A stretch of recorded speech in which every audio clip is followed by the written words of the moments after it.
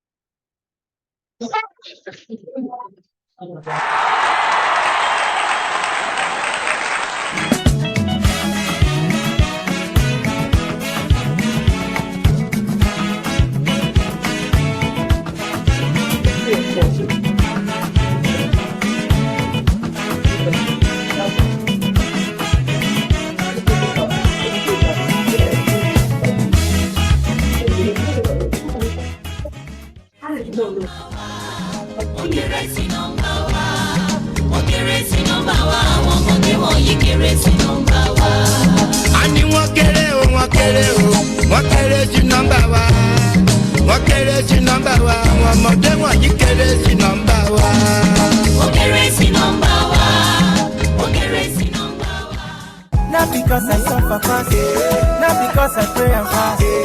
No be your show, no be just. I'm watching. Daily Osinachi, Namukwa, Osinachi.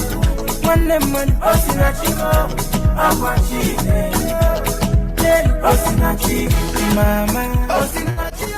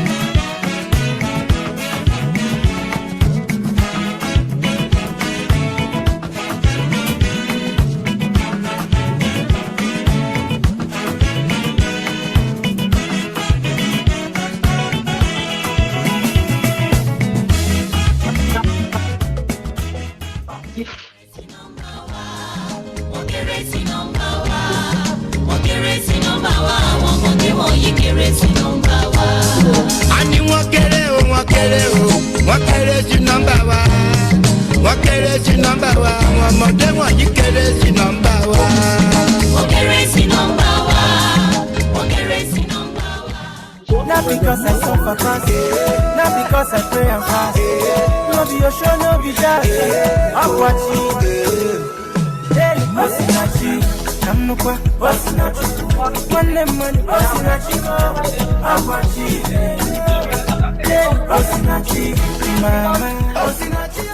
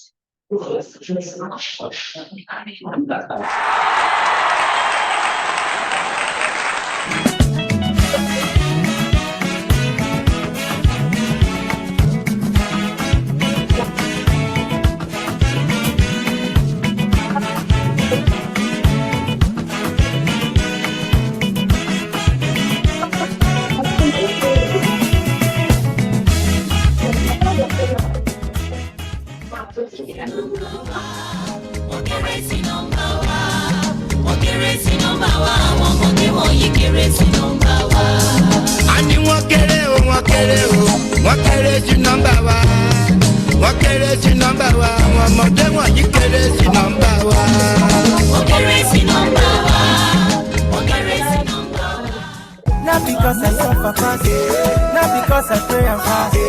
No be your show, no be that. I'm watching. Hey, Osinachi, I'm no kwa, Osinachi. One lemon, Osinachi, I'm watching. Hey, Osinachi, mama, Osinachi.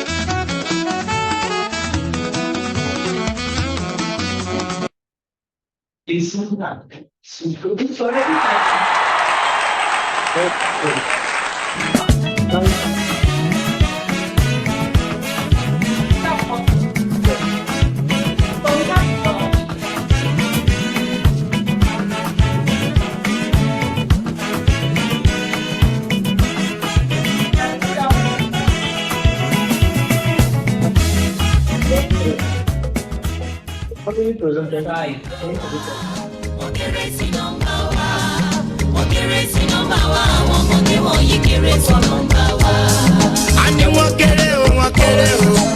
Oh, we have Samuel too.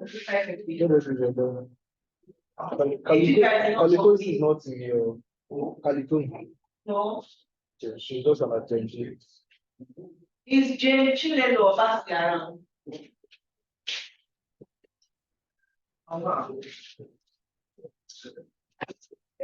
So what do you have to present? I'm feeling right now. Yes. So I expect me.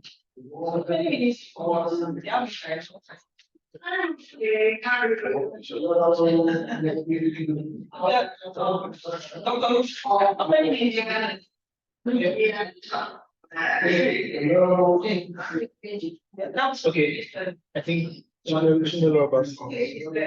so it's expecting. So,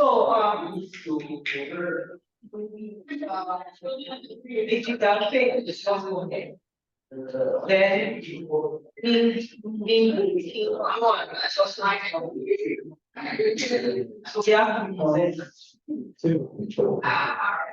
but I'm going to start because I actually I was trying to make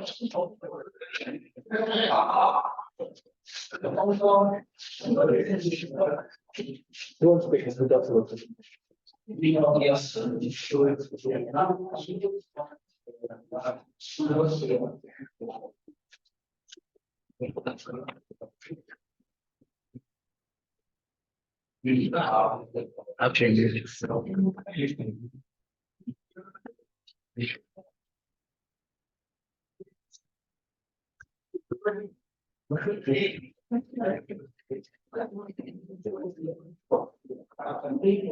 Hi, Jane. Can you hear us?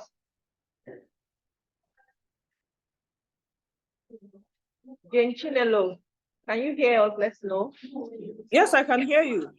Okay, great, great. Good morning. Welcome. Good morning. Good morning. Would have loved to see your face, though. I hope at some point. Okay. Okay.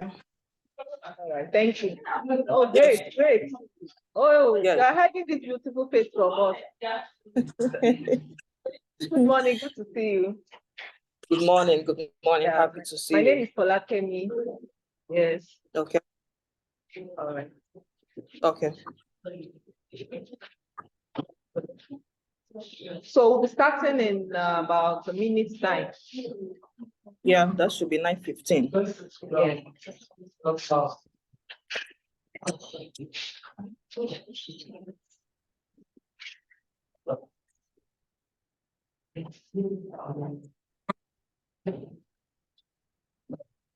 Good morning, everyone.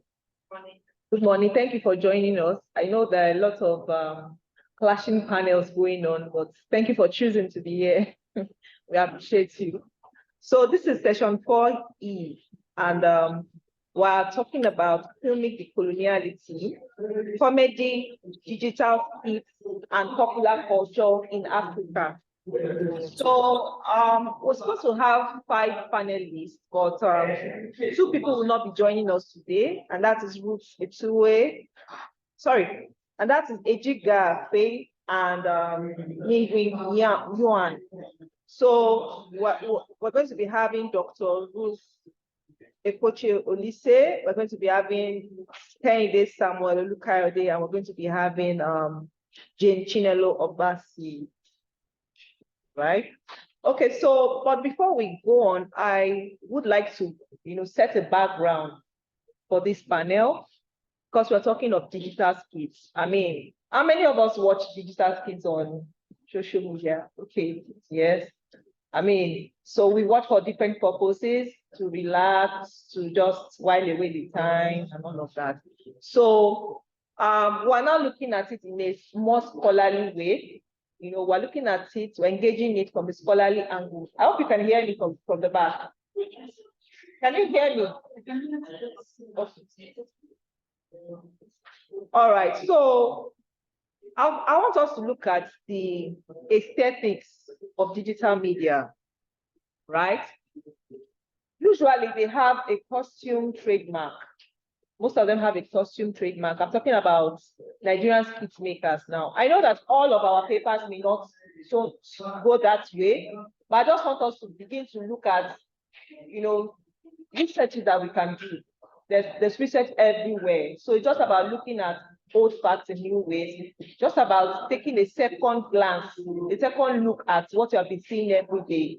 And before you know it, a paper has come out of it. So talking about the aesthetics of digital media, I mean, they usually have a costume trademark. Mr. Macaroni has this particular agbada that he wears. Shaggy is usually, you know, bare-chested, and on like that. They have a particular way. I'll still talk more about it. They have mannerisms. They have catchphrases. Shaggy will do something like that. I don't have to do it, but he has this thing he does. Macaroni will dance the back and dance forward when he sees a beautiful woman, and on like that. So they have mannerisms that you can identify with each one of them, right? It's like their trademark. And then they are usually brief. Digital skits are usually brief, 1 to 2 minutes, they are done. Sometimes a little longer on YouTube. I don't know why. Sometimes I think maybe is it attention deficiency? Is it just to hold us in? And there is some notion going on now about media called media marathoning. Media marathoning. What is media marathoning? It's a situation whereby you say you don't want to spend time on social media, you don't want to spend time, you don't want to waste time on social media, but you watch one skit for 1 minute and you go to the next, and to the next, and to the next. And before you know it, you spend an hour or 2 hours. You understand? So that phenomenon is called media marathoning, and it's important that as scholars begin to look at, you know, all of this back. And of course, they are mostly comedies, and sometimes they have ribald jokes. They're exaggerated, but I think the jokes are not. So when somebody is joking about some of these jokes, they are sensual in the sense of they talk about the woman's body. But I'm not sure if Nigerians, that's one research we can do. I'm not sure if Nigerians watch this joke and feel, especially the women, and feel offended by it, or they are not even puritanical about it. They're not watching it in any puritanical way. They're just watching it because it's funny. So we need to begin to, you know, ask this question: do we find some of these jokes offensive, or are they just okay? And then sometimes some of them perform different roles. You can have someone like Taoma. She will act Taoma, she will act Yatao, Baba Tao, and she'll be rotating in those roles. Okay, so we need to look at the sociology of that, the language that they speak. They could mix, they could switch. Sometimes they speak your Yoruba slangs, so they add Yoruba accents, English, and all kinds of things, all kinds of called Jennifer, will I say Jennifer modification, Jennifer English modification, not exactly Jennifer, but it's still sounding like a heavily accented English, Yoruba English. So it is storytelling. They are telling stories, and usually the stories are very spontaneous. Like something happens now, maybe, for example, please give me a recent thing that happened. Okay, maybe Idabasi 100 hours book now. Before you know it, everybody is doing skits about it. I mean, by the next day or 2 days later, it was even more rampant during the election. During the elections, if an opposing party says something today, they've done a skit about it tomorrow, and you're like, how? This is really fast. You understand? So it's very, very spontaneous. And we also discovered that the feedback mechanism is very spontaneous, it's very instantaneous, because when they post some of this content, immediately people are giving feedback. Unlike the traditional media, the traditional films, whereby you may never get feedback except to post on YouTube. I'm not sure if there's any feedback mechanism on Netflix or Amazon. Can you post a comment on Netflix? I've never tried it. Who has tried it? Post a comment. You can only rate, you can't post a comment. So the feedback mechanism is not the same. So this ones, they get the feedback. If they think the joke is not funny, they tell them immediately, you're not funny. If they find it offensive, they say it immediately. So we need to look at some of these things. These are some of new topics of areas of research that we can look at. Also, I talk about jokes. And then you find out that some of them, someone like Mr. Macaroni likes to use these voluptuous ladies, right? It seems like there is a kind of body shaming for the slimmer ladies. And then voluptuous ladies seem to be like they volunteer themselves for these roles. I don't know. It looks like they were not forced, were they? So it's like they volunteer themselves. And I don't know whether it's glorifying plastic surgery in a way, because some of them obviously have had plastic surgeries and they want to show off their bodies. So we need to start asking these questions. And then we found out that most of the practitioners of these skits are millennials and Gen Z. You hardly find people in their 40s and 50s, maybe 50s and 60s doing skits. Usually from let's say 35 downwards. Those are the kind of the age that you find. They may not be acting to be people older. Macaroni acts like somebody in his 50s, but he's actually just got 30. All right. So yes, and then let's look at the making of some of these skits. They seem to have one central person that handles their cinematography and editing, for example. For example, there's a guy called Eden Victor who handles for so many, I think for Kiki, for this or that. So we need to, for example, interview him, know how he works, what he does, and things like that. And then I noticed that in Lagos, generally, to make films in Lagos, people go for these short-let houses. So you no longer go to beg people to borrow their houses. There are short-lets everywhere. So I noticed that these skit makers also use short-let. And I think, was it Kende that was telling me that sometimes they will shoot overnight, like they will shoot like 10, 20 episodes at a go just to maximize profit. And then if you look at the kind of shots they use, they're mostly medium shots. Call and response, you talk, I talk, mostly medium, usually 2 cameras. So they shoot it at a go. You hardly find long shots, you hardly find close-ups. So it's a quick job. Station 2 cameras, almost like an interview. Station 1 camera here, talk, and we are done. But occasionally, you find out that some of them use a variety of shots, but mostly I see that a lot. Okay, so if you want to talk about the commercial value of some of these, so we find out that a lot of advertainments, what we call advertainments, that is a mixture of advertisement and entertainment, goes on a lot in these digital skits. And this advertaisement is woven into the plot. I know that you must have watched some of these skits and you will see one expert. You start talking about one expert, it almost sometimes even gets boring. Like they just start talking about one expert in the middle of the skit, and we want to see the end of the skit, so you are forced to see through it. So it's a business model that they are using. So we can actually take a look at that and see why they are doing that. Sometimes they insert the product into the shots. Maybe just put a picture of the product somewhere. And I can see that they're very conscious of product placement. For example, they are going to use water now. They will remove the label and leave it plain. So they are very, very conscious of that, which is a good one. And yeah, and then you'll find out that some of them are on YouTube, which means YouTube actually pays them for this and all that. And then another thing, before I move away from the one expert thing, you also hear of promo codes when they are doing the skits. Yes, use my promo code Kiki, macaroni, and all of that. So we need to start looking at doing research about that. The commercial, the commerce of digital skits, right? Okay, so another thing, of course, we have so many names, but I just jotted down some names here so that next time you're watching the skits, you be on the lookout for them.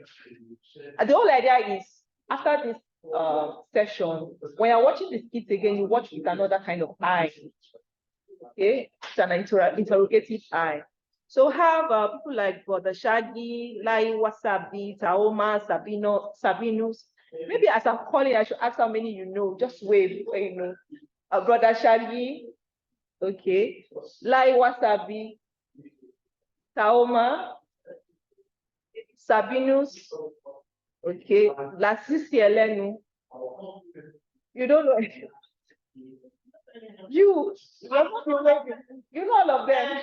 I was wondering, is it Twicey or Twice? I don't know.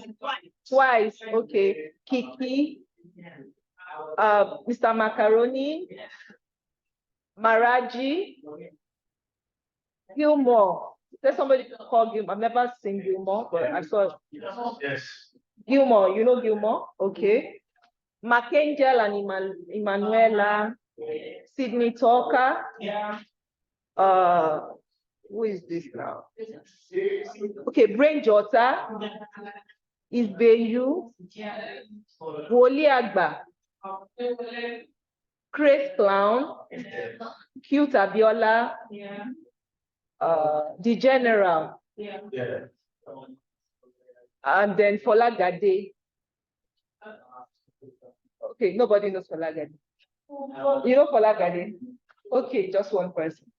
Okay, so that's another kind of research poll to find out their popularity and weave it into some kind of theory.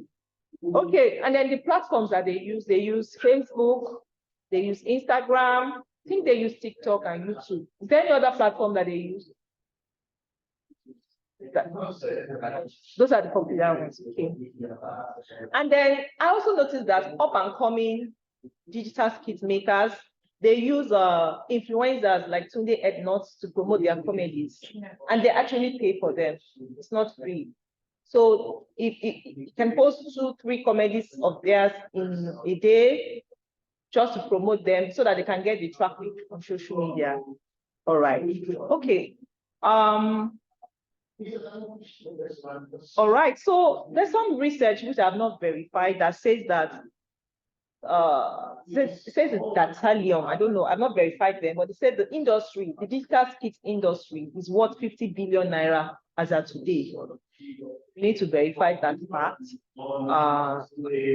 And then some of them also do MCs, like Kiki, who do skits now, and she's posting a program the other day and all of that. Okay. So, and then I'll come some of the catchphrases. We can actually look at catchphrases and why they use those catchphrases. Because the catchphrases is like a trademark to them or for them. For example, Macaroni will say something like, "Oi, you're doing well. Ikosheni, freaky, freaky. Are you there?" But "Are you there" was with I think Baba Jasco before. But it says, somebody says, "Are you there?" before Macaroni started saying, "Are you there?" Oh, okay. Sorry. I want the people at the back to hear. Maybe they should move forward a bit. Okay. It's very, we say some of these things are censored, but I guess I can say it. We say "fuck shit," right? At the end of every, and they will say, says "Alhamdulillah," does it? And then the other one he says, I don't know how to call it, Achalaka. Exactly. Exactly. And then for Taoma, there's a trademark. She always gives a slap. Yeah, Tao, we always slap Tao in every what? Address. Yes, I've spoken about the costume before. That's one trademark for them. They hardly ever change costume so that you can remember who this character is.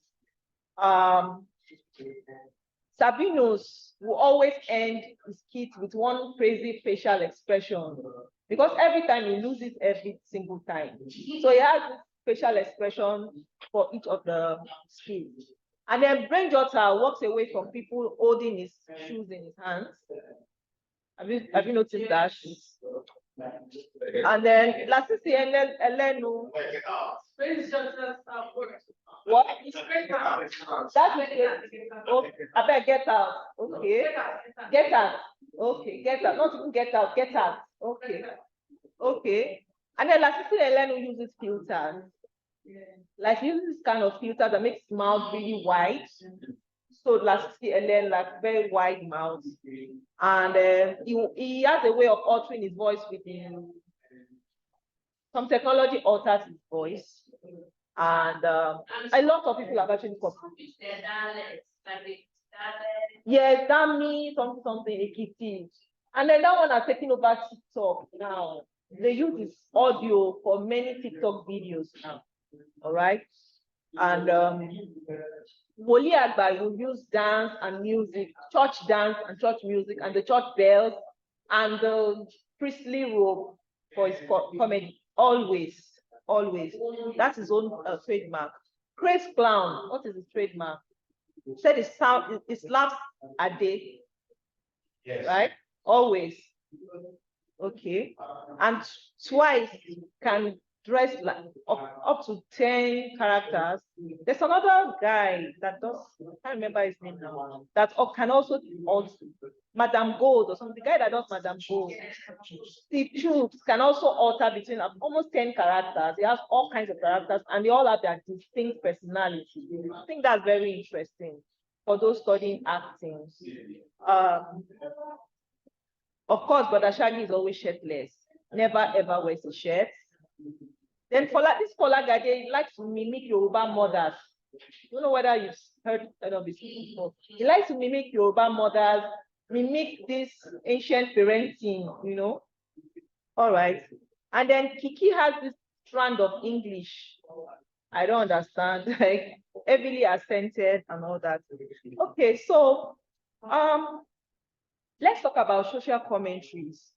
Digital skit makers actually use their platform to comment on social and political issues in their immediate community.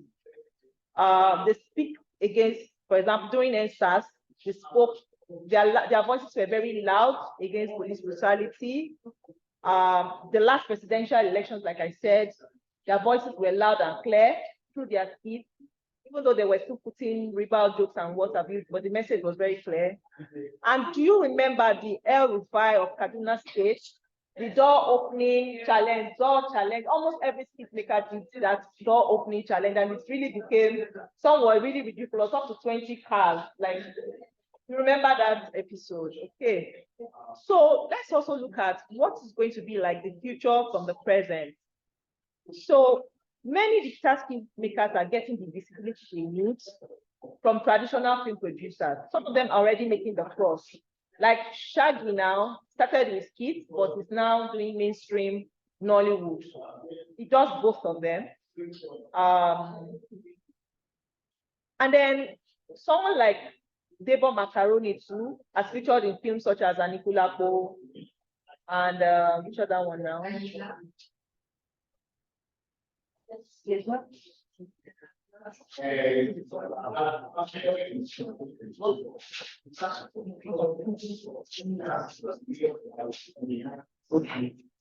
Okay, I'm almost done. Okay, so we also have mainstream actors that are moving into digital skits also. People like Jimbo Ademoye, who did I think Iyabara Cat. I don't know if I've seen Iyabara Cat.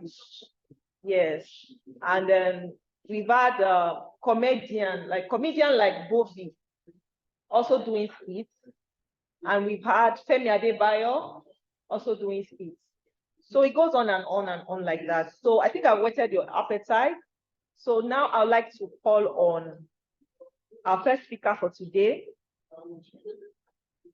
in person of Ruth Etuwe Koche-Nise from the Federal University, Ndufu Alike, who will be talking to us about internet humor beyond jokes, Nigerian educational system in context. Thank you very much.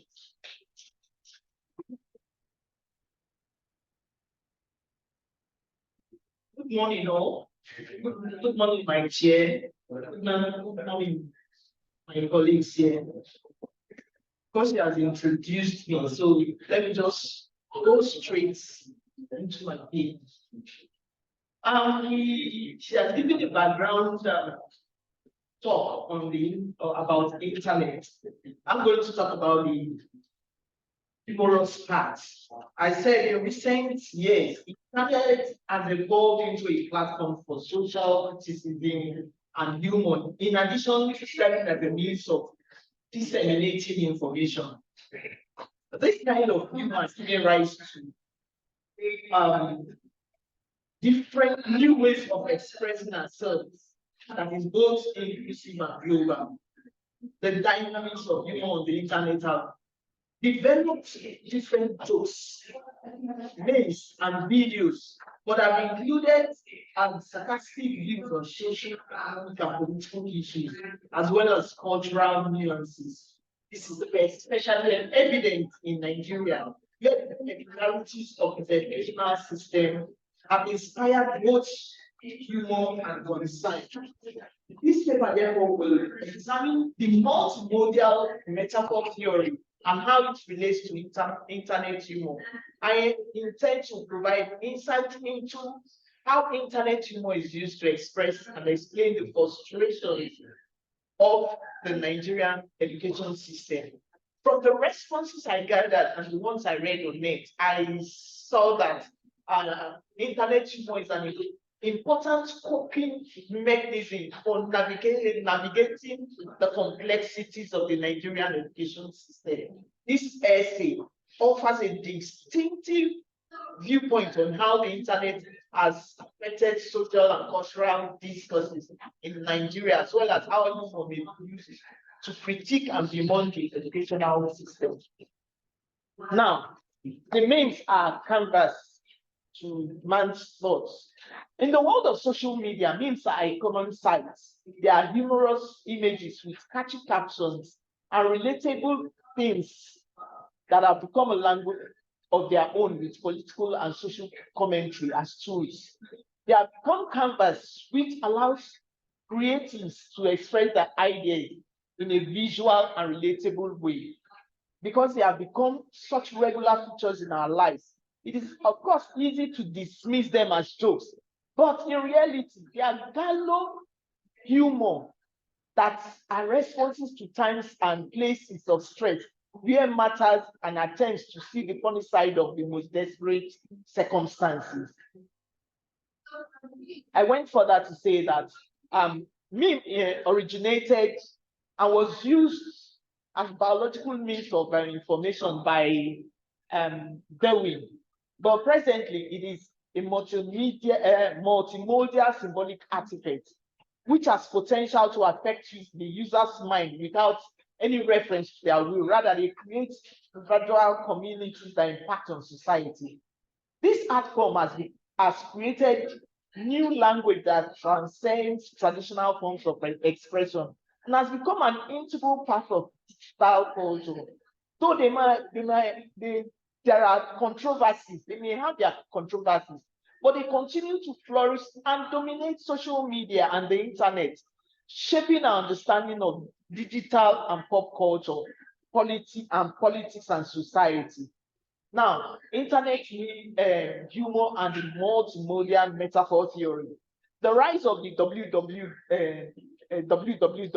in the 90s and the emergence of the internet opened up new possibilities for humors as images, videos, and animations, which are easily posted and viewed. These humorous messages that spread rapidly through social media have become global because of the visual shorthand for online communication. This involves the use of language and wordplay, using metaphors to create meanings, to create and convey meaning. Sorry. The multimodal metaphor theory suggests that metaphors are not limited to language, but can be expressed visually through gestures and other means. The theory posits that metaphors are used to make sense of abstract concepts by linking them to concrete experiences. The multimodal metaphor theory explains how these forms of communication work together to create meaning. The use of images, captions, in bracket words, and language play all contribute to the humorous effect, creating a complex interplay of meaning that is not just linguistic, but also involves the use of non-linguistic cues. Now, coming back home, ASU and LG, the 2022 strike wahala. All of us know that, okay, some of us, let me not generalize, ASU is Academic Staff Union of Universities in Nigeria. People say they are synonymous with strike. So it's no longer news that ASU have gone on strike for over 51 months, which started in the 1990s from the military era up to this time, the post-military era. The strikes are in retaliation for the Nigerian government disregard for negotiated deal. The 2022 strike was due to the reneging of promises between the union and the federal government over the non-implementation of previous agreements. This strike ranged from the agreements ranged from the poor staff welfare to underfunding of university and imposition of a payment system, among others. And yet, ASU takes the blame for all these things, even if the psychological impacts are on both students, parents, and ASU members. They leave the insensitive government alone. The impact of this strike cannot be emphasized. Governments are not willing to resolve the issues, the challenges tertiary education is facing. Now, this crisis has elicited numerous tweets, videos, and memes satirizing the education system of Nigeria, which have become so fashionable that they are an embarrassment to the nation. They bring to the fore the absurdities of Nigeria's education system by pointing out common occurrences that are undeniably comical in their nature. In these means are used to portray the inefficiencies of Nigeria's education system in a comical and sometimes satirical way. They poke fun at a range of issues, from the ineffectiveness of educational policies to the deliberate suffocation of education, especially public institutions, and the corrupt practices found in the country at the detriment of education. Now, let's go to some of the memes I harvested from the internet. One of them is our former president, Buhari, saying that ASU should leave because there is no money. Even when we see that some of the political class are taking money from the treasury, instead of putting such monies into the education, it tells ASU to leave. The other one, we read sometime in the past where I have forgotten the name of the person who embezzled 8 billion naira. ASU was there. No money was given to them. And one person embezzled 80 billion naira. I remembered that what ASU was asking for then was about 42 at least 62 billion. Now, this money was taken by an individual. Nobody could call that person, collect the money from the person, and pump that money into education. The third one is another issue of corruption. Still the same story. Nobody sees ASU as anything.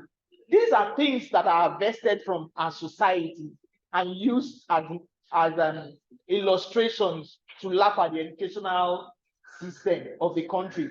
The second one, we'll see that the federal government is deliberately killing education. Excuse me. Now, from 1840 to 2022, it is going down. They deliberately want to kill education. So whatever you are saying is your own business. How do they want to kill it? They bring up, they accredit or give licenses to private institutions without funding the public schools. Then they build weak structures for the educational system.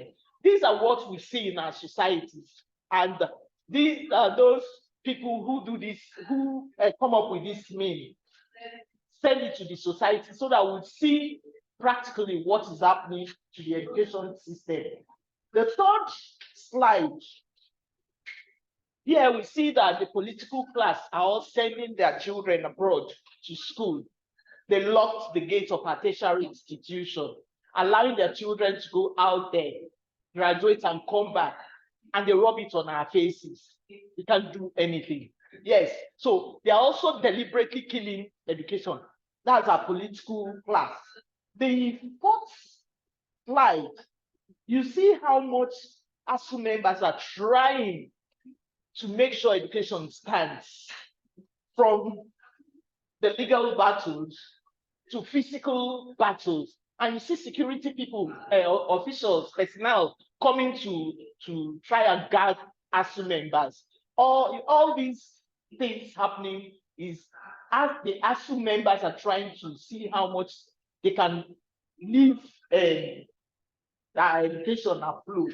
Then the final slide, we see what happened.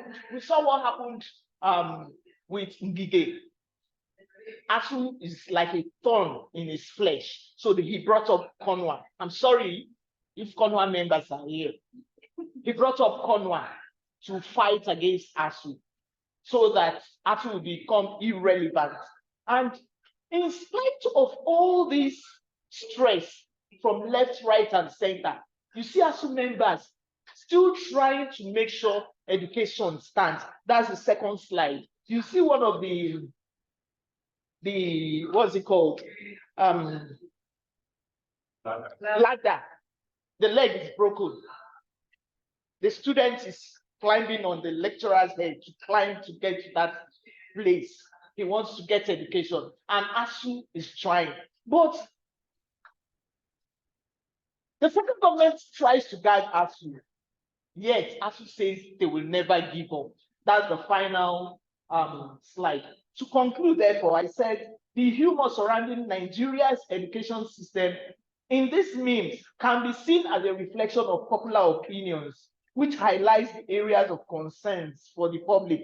This gallows humor is just one way in which Nigerians engage with the issues they are faced with, even as it exposes the deficiencies of the education system, while stimulating action for improvement. It not only served as an opportunity for citizens to amplify their discontent with the state of the education system, but a medium for communication, a release for pent-up emotions, a means to voice grievances, and a medium to call for action and challenge policymakers to address areas of concern. Thank you.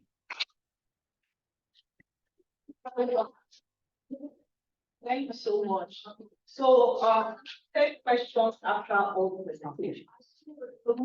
Quickly now to the Chinelo Obasi of the University of Nigeria, who will be talking about comic language strategies and techniques in comedy skits and comedy strips. Jane, are you ready for us? Okay. Yeah. Good morning. Morning. I'm trying to. Okay. I am Dr. Jane Chinelo Obasi from the Department of English and Literary Studies. I'm trying to share my. Okay. Let me share, get my this ready.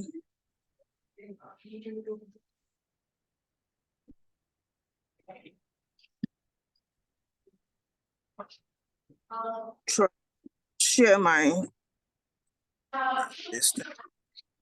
Okay, in the process of still trying to share my screen, my topic is on language strategies and techniques in selected comedy skits and comic. Can you hear me? Yeah. Yes, we can. Although you're breaking a bit. Oh no. No, we can hear you.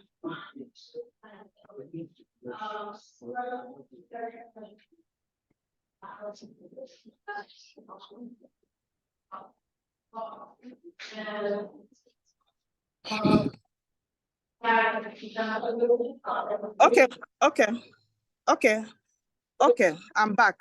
Where I am has network glitches, so I'm trying to move around to see how I can get around it. So this particular study is on language strategies and techniques in selected comedy skits and comic strips, okay? Now, from the point of view of English department or English language, this particular study tries to look at lexical stylistic features, tries to look in Brother Shaggy's. Can you hear me? Yes, we can. Okay, in Brother Shaggy's and Mr. Macaroni's skits.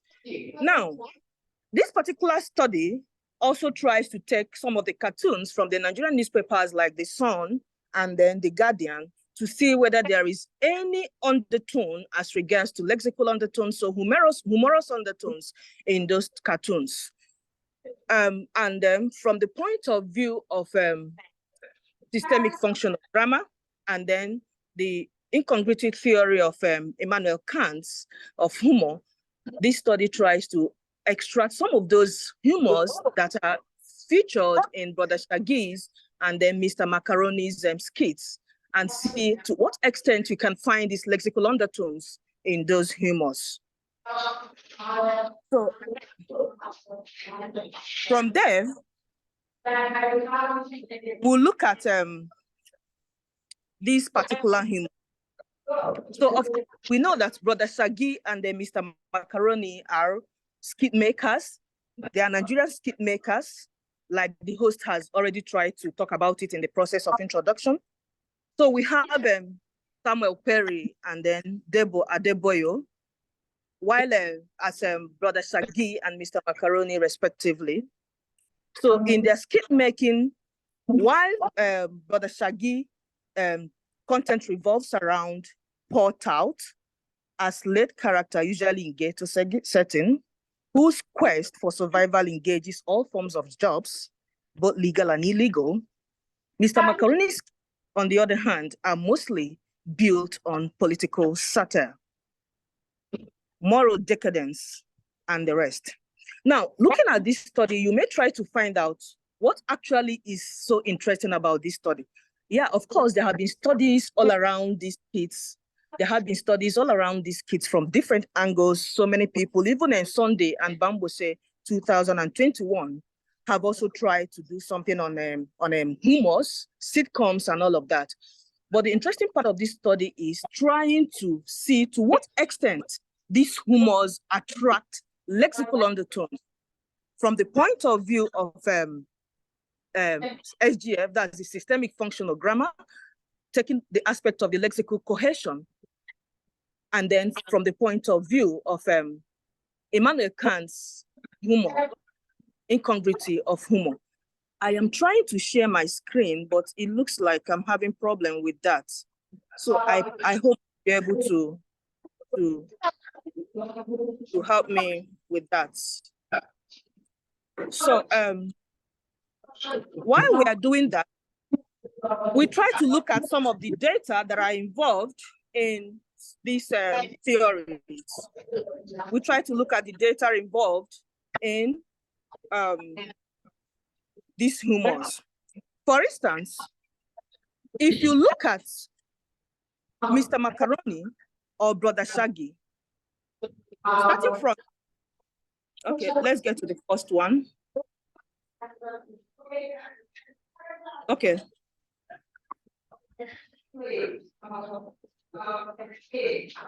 I think I am coming so okay.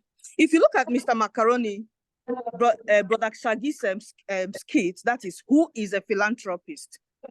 Who is a philanthropist? Now, in that, if we are familiar with Brother Shaggy and Mr. Macaroni, we see that in that particular skit, Brother Shaggy's who is a philanthropist, the interviewer asked Brother Shaggy, so Brother Shaggy, who is a philanthropist? And then you see Brother Shaggy say, eh? Then the interviewer asked him, philanthropist. Then Shaggy says, philanthropy, philanthropy, philanthropy. The interviewer asks again, Brother Shaggy, you don't know? Now, from the point of view of incongruity theory of humor, you see that that aspect of that interview sees it as distortion. Now, distortion meaning that that's the incorrect pronunciation. You see, there's a kind of phonological distortion when the Shaggy is trying to, pronounce philanthropy. Obviously, he doesn't know what's philanthropy. So he calls it philanthropy, philanthropy, philanthropy. Now, you see, and then Shaggy goes ahead. I don't know waiting. Kiloshe, calm down. You too like to dey rush me. Me, I dey like this. Where and one answer? I know the rush. Oh yeah? It's not a rush. There is a kind of retort there in that particular I'm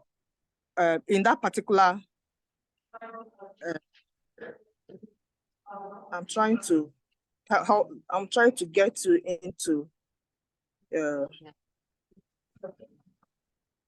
I am trying to make you follow me as I share these screens, but it looks like I am not getting it right. What you're saying, even without the sharing. I'm trying to share the screen so that you follow me as I try to discuss these skits, but it looks like I am not getting it right. So if you look at that, you see Shaggy says, Shaggy goes ahead. Pause, Oyibo said what? The filament of a philanthropist is a feeble philandra. If you look at that statement, you realize that he's talking absolutely something that doesn't make sense. And what he's trying to create there is a kind of humor, so that listening to him say that, you just bust out laughing. And if you look at that from the lexical cohesion point of view of a Macalides, you see malapropism is applied there. And if you want to know that, you know that malapropism is usually intentional when it has to do with creating humor, and is a kind of playing around with words that really doesn't make sense from that discussion. Then, if you take the second Brother Shaggy skit, that's, will you miss your final exam for $200 million? That's what that skit is about. Now, the interviewer asked Brother Shaggy, will you miss your final exam for $200 million? You see? Then Brother Shaggy retorts. Now, you see retort there. Retorts. Will me miss exam? Then the interviewer responds, your final exam? Shaggy responds, I don't know saying a final exam. Will me miss my final exam for how much? The interviewer says $200 million. You look at that particular discussion here, you find a kind of retort there, and you also find there are some rhetorical questions there. So what obviously is applied here is trying to see to what extent that the lexical cohesion of Macalide will be able to play a role in some of these discussions under Brother Shaggy's skits. Then you go ahead, you see Shaggy ask, make I ask you one question. The interviewer says yes.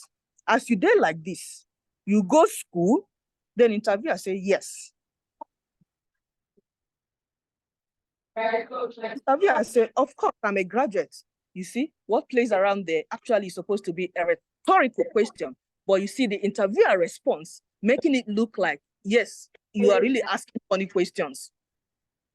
Now, if you check, then we go ahead, you see Shaggy now goes ahead, still in that particular skit of, will you miss your final exam for $200 million? You see Shaggy goes ahead to ask, person wey no write final exam, na him be president of this country, and he dey cash out every day. As he dey like that, he dey go London, go charge phone. You dey here, dey waka under sun. Give me 3,500. It is not only exam that I will miss my period. You see, that's a satire playing a role there. That particular statement alone is satirical, saying that the president of a country who doesn't even have certificate travels around the world. Why are you here asking me whether I will miss my exam?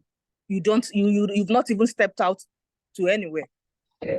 Now, going ahead to Mr. Macaroni's skits, The World of Imagination, you also find lexical cohesion playing some roles there. You see, Mr. Macaroni says, that thing I promised you, I want to send it to you now. I just sent you 2 million naira. Then Faye says, Daddy, Mr. Macaroni says, you know you said you are working on a project. Faye says, Mr. Macaroni says, it's for that project. Then Faye says, thank you, sir. Thank you so much. Mr. Macaroni says, you're welcome. Then Faye says, you know this money now, my wedding is like next month. I will just use part of it to just sponsor the wedding. You know you are like a father to me. Then Mr. Macaroni says, are you normal, Faye? Is it that the conversation that we have been having, is this the conversation we have been having? Now, if you look at this conversation between Mr. Macaroni and Faye, you see a kind of retort there from the first excerpt, then a kind of rhetorical question there from the second excerpt. Even if it is what we see there as humor, the undertone of this humor lies a kind of lexical cohesion that play a role in those conversations. Then, if you look at the second Mr. Macaroni skit, that's Politicians Don't Care. You see Mr. Macaroni crying. Words are not heavy. My mouth is heavy. My soul is heavy to be addressing the Nigerian people. I can't. I don't have the courage. It's painful. He sobs. Fellow Nigerians, this is killing. Why? We need to stop this and unite as one. As your leaders, we also can't eat over here. Look at that word there. As your leaders, we also can't eat over here. When things like this happen, don't think that we love what's happening, that people are. Look at that again. We can't sleep. And as your government, we have not done enough to protect people. Now, if you look at that language here, you know it's pure satire for our leaders to be telling us that they can't sleep because of what we are passing through. You know it's satirical. Then you look at the next excerpt there, which is the first journalist says, now, wow, we condemn this, we condemn that. When are they actually going to come out and actually take action? That's a rhetorical question there. Then the second journalist also goes ahead to say, every condemnation, at least this one is even here crying. Some of them, they'll tweet it and delete it and use it to campaign for the next election. Of course, that's sarcasm. That's pure sarcasm. So it is obvious that from some of these, all of these conversations that we see as humor, there lies an undertone of lexical cohesion playing part. Now look at that excerpt from the Nigerian newspaper, that's the Sun newspaper. If you look at that excerpt there, you will see what says there is, we don't have coronavirus here. Why are you covering your nose? Now, he says, yeah, we know, yes, we understand there is another infectious disease here. Look at that. There's another infectious disease here that is called what? Corruption. That's satire playing a role there. Pure satire. Then you look at the next cartoon strip there. The next cartoon strip there is from the Guardian newspaper. There you see, I have what it takes. Look at that. This happened during the last election campaign where Tinubu says, I have what it takes to be the next president, coughs. Then he said, at 80, I am as fit as a fiddle. At 80, I am as fit as a fiddle.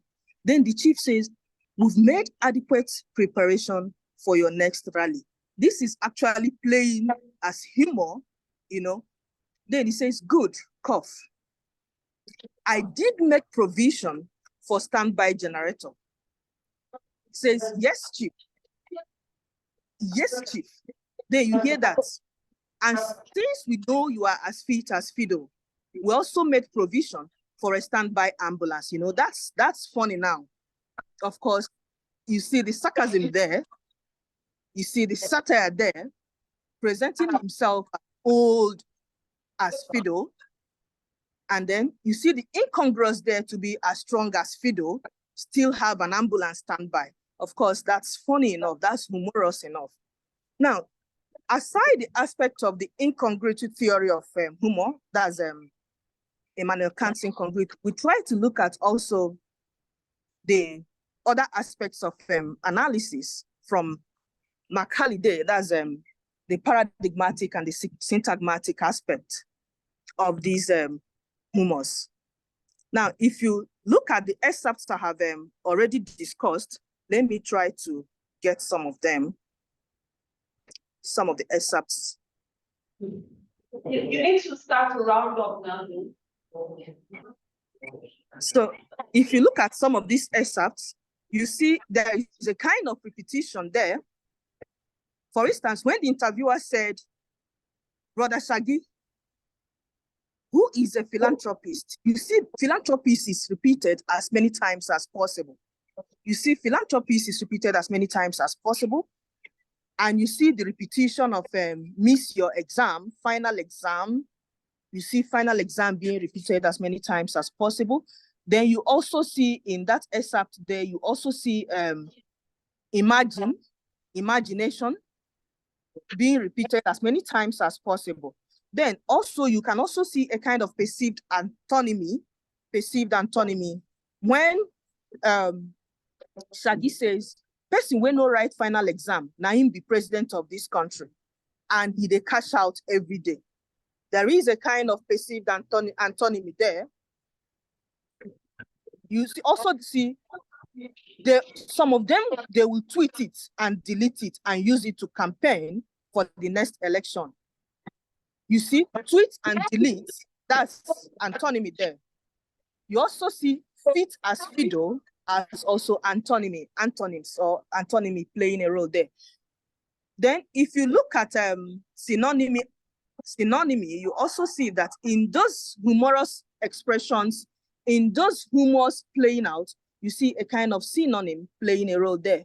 For instance, when the officer said, we don't have coronavirus here, why are you covering your nose? Then the inventor said, we understand there is another infectious disease here called corruption. That's, you see, coronavirus being synonymous to corruption and being synonymous, infectious. Now, if you look, yeah. Okay, you need to round up now. Yes, I'm rounding off. So if you look at another excerpt there, you see collocation playing a role there in some of these excerpts. You see words used, together, conjoining, collocation playing a role there. You see, for instance, in some of those excerpts, you see Shaggy says, it's not a rush hour, feeble, philandra, miss my period, next month. So I am, if I were able to share some of these screens, I think that would have made for better, follow-up. So you see collocation playing a role in that discussion. So the importance here is that the validity here is that amidst these humorous, conversations, amidst making skits, amidst making these comedy strips, there are undertones of language, the language roles there. There are linguistic, stylistic features there. There are lexical, stylistic features there. And of course, some of these theories like the Macaulay-Days theory and the incongruity theory of humor can also be applied in some of these conversations in the process of analyzing to bring out the beauty of language. Thank you. Okay, so how our last day, person of Kennedy Samuel, who carried the University of Lagos, we'll be talking about Filmic syndrome, intermediality, street humor, and political action.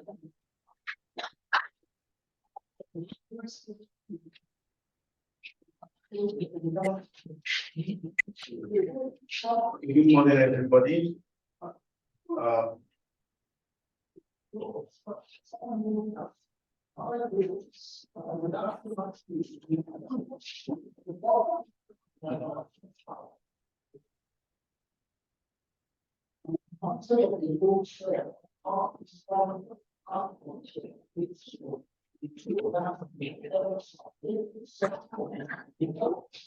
Good morning, everybody. Once more, good morning, everybody. First of my topic is Kurumi syndrome, intermediality, street humor, and political advertisers. Next slide, please. So the content of my slide is I have first the introduction, thoughts and questions, data and explanation, definition of terms, findings, and conclusions. Next slide, please. So my study argues that the use of street humor exemplifies the phrase Emilokon. The phrase Emilokon came into limelight during the Nigeria general election, which provides a very solid context on which this paper is established on. And what I intend to look at is I intend to look at how the Sorosuke generation, who are a member of the African post-colonial space, exemplify the notion of leadership in the post-colonial community. And I do that by looking at an intertextual relationship. Still on the first slide, please.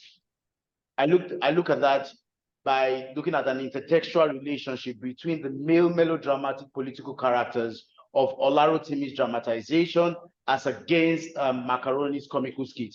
As you have there, you have Olarotimi up there, and you have Macaroni down there. The picture you have at the other end down is that of Charlie Chaplin. There is no way we can talk about the advent of comical skits without not talking about Charlie Chaplin. One of the most profound skits or film Charlie Chaplin had was The Dictator. And in that, he tried to lampoon Adolf Hitler, making a speech at them during the Great War. And so what I intend to do is using the idea of intermediality and look at how comical skits exemplify the notion of leadership in relation to what Olarotimi has done in his work. Next slide, please. And some of the thoughts and questions that I have that guides this study is, first of all, how does street humor, particularly exemplified within the context of Emilokon, serves as a platform for questioning the post-colonial notion of leadership within the African post-colonial space, specifically among the Sorosuke generation. And the Sorosuke generation I have also defined in a paper that I wrote, which I titled Street Philosophers and the Poetic of Minimalism. I identified the Sorosuke generation as a generation of group of young individuals, not necessarily the Gen Zs, but it's a merger between the Gen Zs and the millennials who have experienced or who has or owed a WAEC level certificate, but have the ability to use the phone and use the media to project their ideas, their bitterness against the government. The second question I have is, what are the recurring motifs within the male melodramatic political characters in Olarotimi's dramatization, and how they relate to the comical skit production of Macaroni? And we look at that through the concept of intermediality. And the third question and thought I have is, how does street humor aids the creation and recreation and put conceptually the remediation of political characters, resulting into a polylemma of several meanings? And what implications does this have in the discourse of leadership within the post-colonial space? Next slide. The objectives of this paper are just three, and they are manifestations of my research question: to explore the role of street humor in challenging and critically examine post-colonial notions of leadership within the African post-colonial space, focusing on the Sorosuke generation. Secondly, to analyze the intertextual relationship between Olarotimi's male melodramatic political characters and the comical skit productions of Mr. Macaroni. Third objective is to identify how street humor contributes to the creation or so to say conceptually, the remediation of polylemmas of several meanings in their works. Next slide, please. Data. The data used for this study consists of two main sources: an interview with Mr. Macaroni and the textual, the text of Olarotimi. And the four selected texts are Our Husbands Have Got Mad, Hope of the Living Dead, Kurumi, and I've forgotten the last one at this moment, but I'll remember as we go.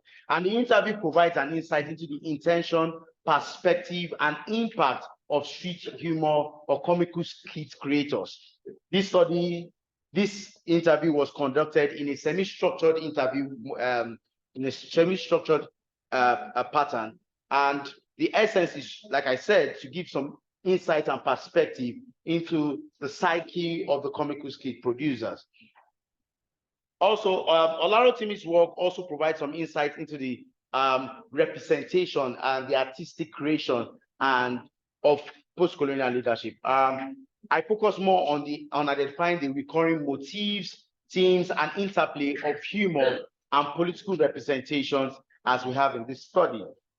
Additionally, analysis of online platforms, social media interactions, and public response to the Emilio-Con will be conducted to examine the reception and impact of street humor within the digital landscape.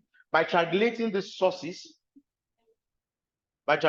sources of data, this study aims to provide a comprehensive exploration of the role of street humor in questioning post-colonial notion of leadership within the African post-colonial space. Now, this study in org adopts an ethnographic approach to explore the role of street humor and its impact on the discourse of leadership within the African post-colonial space. Yeah, and the data, okay, I've described that. Next slide, please. Now we have there the interview with Mr. Macaroni. It's an online interview. So next slide, please. Now let's define our terms. Street humor, what do I mean by street humor? Street humor refers to a form of humor that emerges from the grassroots level, and it's often associated with the public sphere, urban environment, and the everyday life. It encompasses various comic expressions such as jokes, puns, satirical sketches, parodies, and comical performance that reflect the experience, concern, and social dynamics of specific communities or society. Street humor is closely linked with the cultural context in which it emerges. It reflects the specific social, historic, and political circumstance of a community, incorporating local language, dialect, and cultural reference. And that's why you see the first presenter and the second presenter identify some of these specific language, and whereby we have code missings and code switching existing. And one defining feature of street humor is the use of irony, satire, and parody, and wordplay. Also, it's also important to understand that street humor is characterized by its accessibility, spontaneity, and the ability to resonate with a broad audience. It's often created and shared by ordinary individuals. And these ordinary individuals are the ones I described as the Sorosuke generation. Ordinary individuals, including comedians, social commentators, members of the community, rather than professional entertainers or mainstream media outlets. The grassroots nature allows the street humor to provide a platform for people to express their thoughts, frustration, critiques about the social, political, and cultural issues that they project. Now let's move to the idea of intermediality. Intermediality refers to the dynamic relationship and interaction between different artistic media or forms of expression.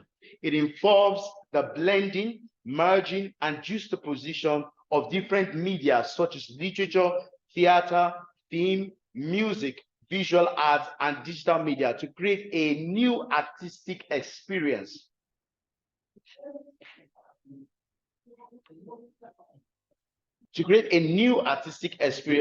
For its viewers and listeners on various media platforms, and also create new meanings. In the context of this study, Intermediality plays a significant role in understanding the relationship between Olarotimi's melodramatic political characters and Mr. Macaroni's comical skits. It explores how these distinctive artistic forms intersect and influence one another to create a dialogue and exchange of ideas.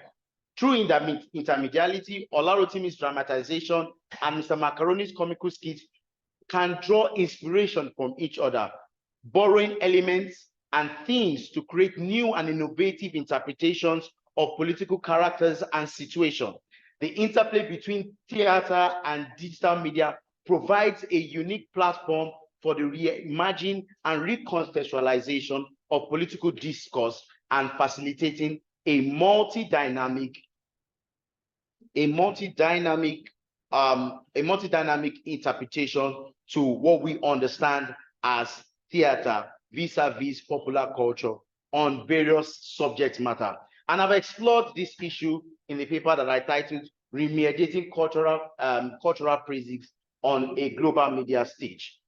The third and last concept I am exploring is that on male melodramatic characters. And the idea of male melodramatic characters was borrowed from what Matthew Brown projected in his book, Indirect Subjectivity. And I domesticate this idea to refer to a specific type of characters often portrayed in dramatic works, such as plays, film, television shows, who embody extravagant emotions, action, characteristics associated with political figures. These characters serve as a representation or allegories for real-life political figures or archetypal political characters. They embody certain traits and characteristics commonly associated with political leaders, such as ambition, charisma, and a very strong desire to control. Next slide, please. The findings of this study, I identified the findings of these studies in line with the objectives I have set out. And the first, the study reveals that street humor, particularly through the Emilio Con phrase and its humorous response, serves as a powerful tool for the Sorosuke generation to challenge and critique post-colonial notion of leadership. It uncovers the ways in which street humor provides a platform for expressing dissatisfaction, questioning entitlement, and challenging the dictatorial tendencies often associated with leadership discourse in Africa. And one other element we need to understand that is an open secret about street humor is that street humor also provides a soft landing for these issues that these comical skits creators tackle. Another finding is that it uncovers the significant intertextual relationship between Olarotimi's melodramatic political characters and Mr. Macaroni's comical skits. It allies the shared use of humor, satire, exaggerations in both artistic form to explore themes related to political leadership. The findings demonstrate a continuity of certain motifs and archetypes across different medium and time and period, shedding light on the artistic legacies and ongoing relevance of these characters in political discourse. The last but not the least finding is that the study provides evidence that street humor creates a polylemma of multiple meanings surrounding male political characters within the African post-colonial space. It demonstrates how street humor allows for derived interpretation and understanding, enabling individuals to engage with political issues in nuanced ways. This finding highlights the transformative and remedial nature of street humor as it reimagines and reinterprets political discourse, contributing to the generation of wide range of meaning and perspective. And one common tool used by political characters in their projections of their political ideology is sympathy. And we can trace this from let's take, for example, from Good Luck time. From the time of Good Luck, you see when he was coming to power, he said, "I have no shoes." We moved to Buhari. He said, I have no money, I have no house, I only have cars. And we have Tinubu who is coming to power, and we are hearing a Miloko. Now, this sympathetic approach in which post-colonial leaders put or engage during their campaigns or during their manifesto also gives a soft landing to their political ideology and also brings the audience to them. In all law, I would like to say thank you for listening and have a good. Thank you very much. Thank you so much. We had three sets of request papers. So it's our great speakers, but I want to say this that we need to keep our comments and questions very brief.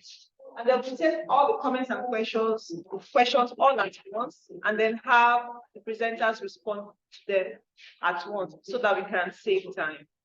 Okay, so who has comments or questions? All right. Thank you.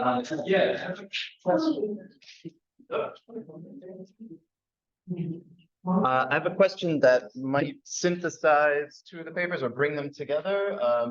Kende, Sam, and Ruth, you both presented on humor and the kind of social or political critique or commentary that it can provide.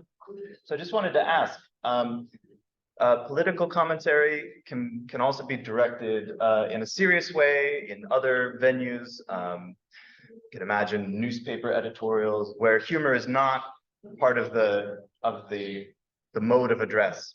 So is there something different that humor allows people to say that they couldn't say in another way? And in your research, what is the unique part of the humor in the social critique? Because social critique happens elsewhere, right? So is there's something unique in street humor or unique in delivering that critique through memes, for instance? Ask the question.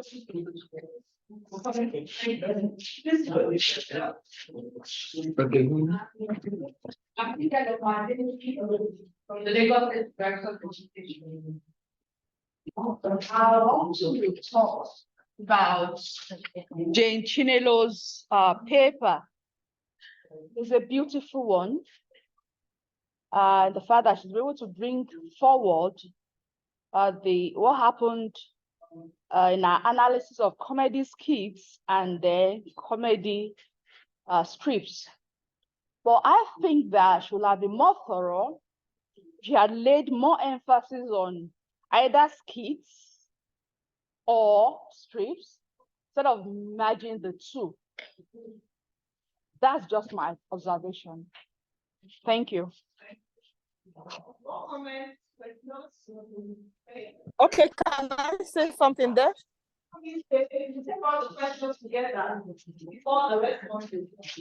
Okay, my name is Ikechukwu Aseka. Okay. It's just more or less to the first speaker. I will seek more or less clarifications. I don't know whether you study the memes or generally, is it generally skit and the rest of that? I don't know. But what I saw, I saw you dwelt extensively on memes and the rest of them. But what you projected were more or less cartoons. So I was trying to, maybe you mentioned memes and the rest of it, but the samples you gave us, ASU Strike and all of that, they were cartoons. And I'm sure there is a parallel between cartoons and memes. I'd expected to see maybe one or two memes and all of that. So maybe you need to clarify. Like I said, it's a clarification. You talked about memes and I saw more or less cartoons. Then to the last speaker, I just want to see, were you able to integrate how these issues or humor solve the problems? How does it translate? How does it solve immediate problems in a leadership crisis that plague at least Nigeria in the post-colonial time? Were you able to, we know that they joke and all of that, were you able to see how they can help to solve immediate problems, leadership problems that plague at least Nigeria in this present time? So that's just what I want to ask. Thank you.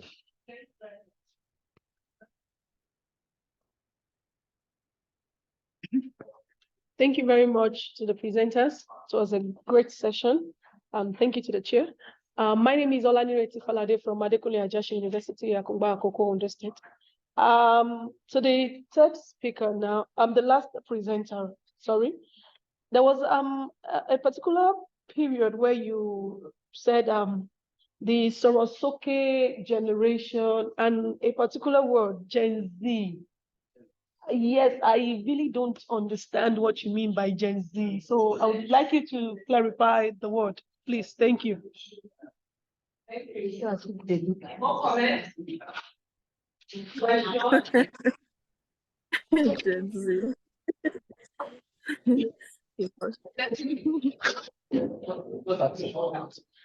Please, that's all. Okay, so now we can have the responses. So who wants to go first? Okay. Yes, the first question is, what's the unique part of the humor of what I did? Now, the unique part is about the pictures of most political office holders. I know that we saw some pictures of Buhari. We saw Aisha Buhari too, who was welcoming her children from their graduation ceremony outside the country. These are unique things that newspaper editorials or commentaries cannot do because they might be sanctioned. But this means sometimes they don't even put their names or logo. They just throw it on the net and you see it. You cannot hold anybody responsible. So that's unique in its own way. Have I answered your question, sir? Thank you. Now, you talked about the memes and cartoons. Both are almost the same. I don't know. Are you sure? These are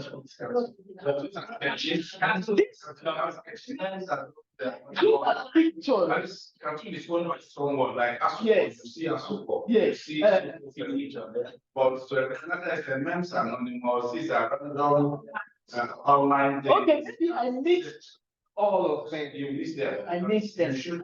Okay, thank you. Thank you. Okay. And get more of memes. Okay, thank There are a lot of memes that can see what you are doing. Because cartoon might demand a different to its collaboration. Okay. Thank you very much. Thank you very much, everyone. Okay, Dr. Lassie, are you ready?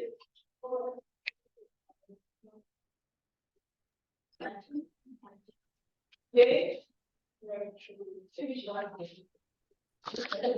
She said.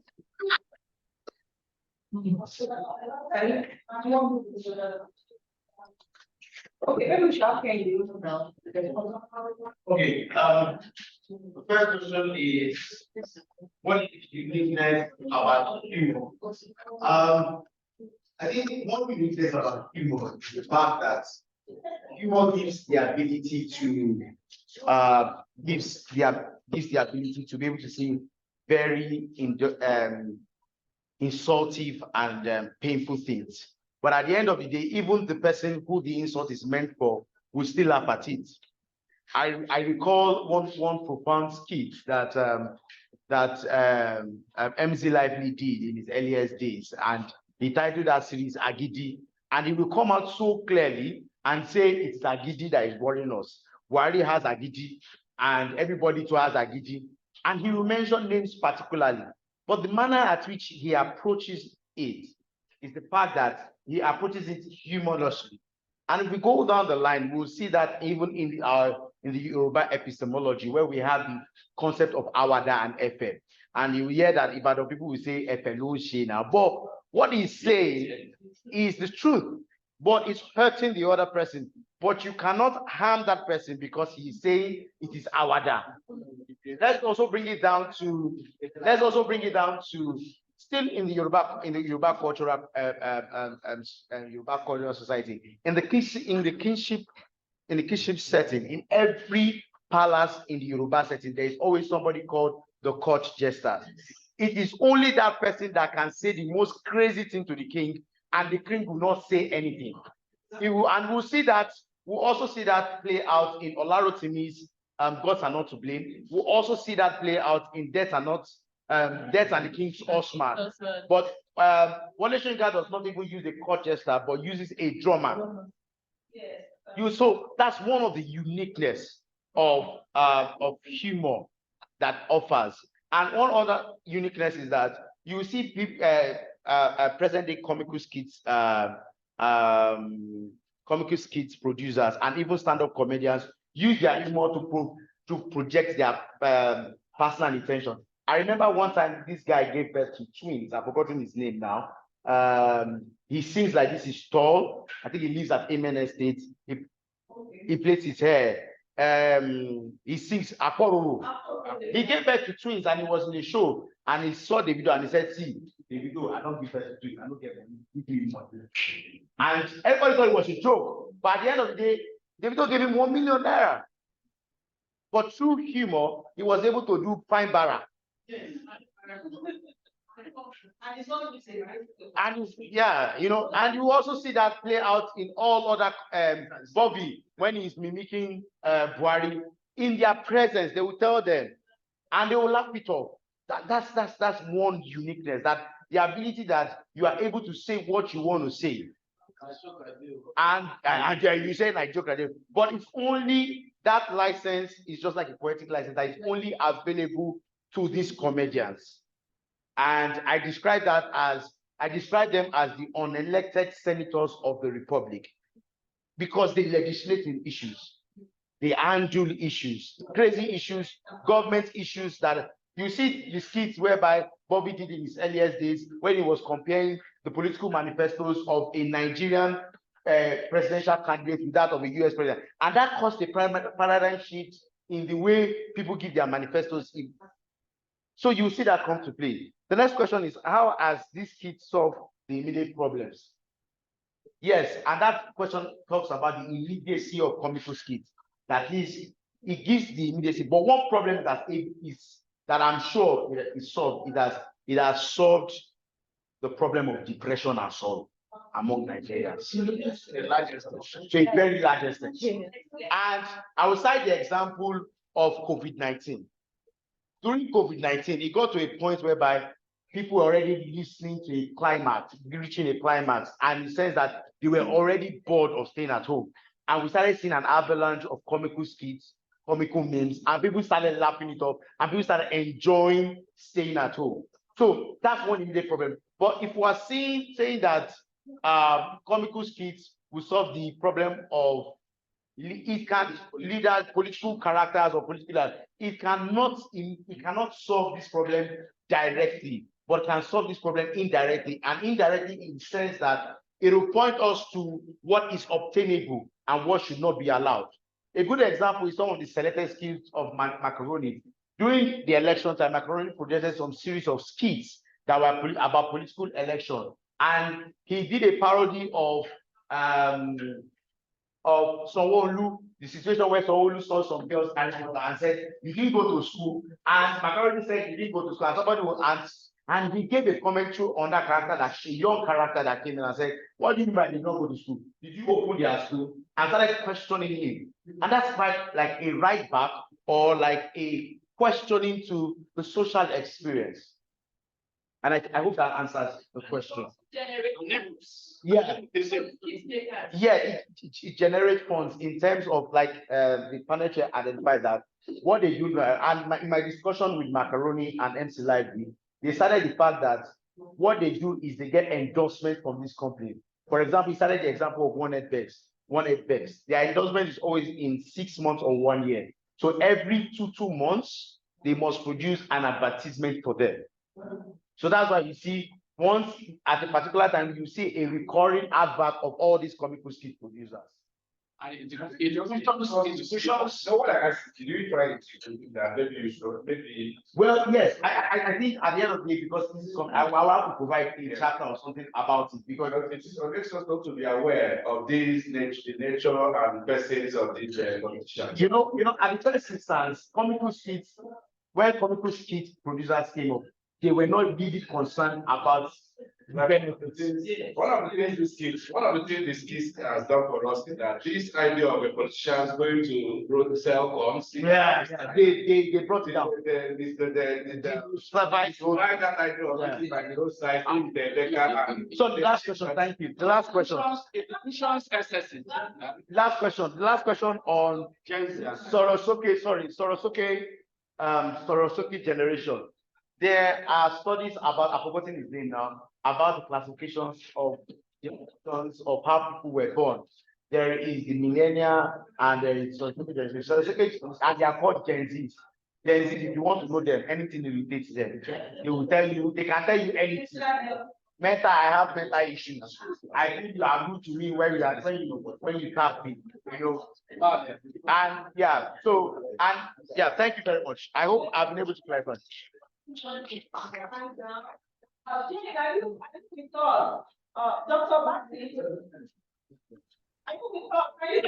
Yes, someone, yeah. Yes, someone asked, can you hear me? Someone asked why,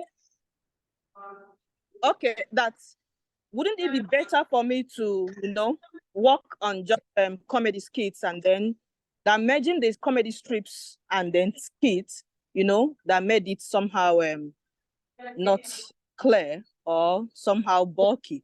Yes, actually this particular paper is still a work in progress.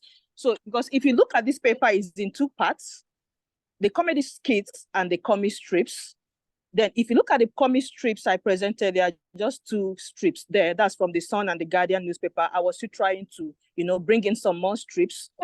But the beauty of it is I was trying to see to what extent I can use the lexical theory, that's the SGF, that's the systemic functional grammar of lexical coherence, and then the incongruity theory of humor, which also applies to those humorous conversations, to see to what extent they are valid when you try to apply them to see the lexical undertones or the lexical features that are applicable in those humors. So that was why I went as far as bringing in the strips to pair them with the skits. But in any case, as the paper is still a work in progress, I will see to what extent either to divide it, part it, or to see to what extent add up more strips, balance it. So that's the much there. So thank you so much. Thank you. All right, we come to the end of the session. Thank you everyone for coming. And then we hope that we'll have more interesting study into digital skits. Emanating from this session. Thank you, everybody.